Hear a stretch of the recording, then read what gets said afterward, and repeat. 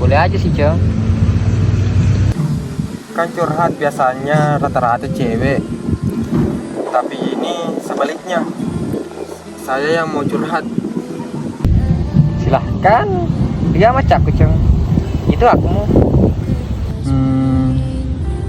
Kan 2 hari yang lalu, tepatnya ulang tahunnya pacarku, saya belikan mie, bunga, coklat, saya ajak makan juga. Terus, Ceng. Kemarin pas ku ke pasar sama mamaku, nggak sengaja kulihat di warung makan suap-suapan sama laki-laki lain. Apa takdir cowok memang begitu, Ceng? Ditinggal pas lagi sayang-sayangnya.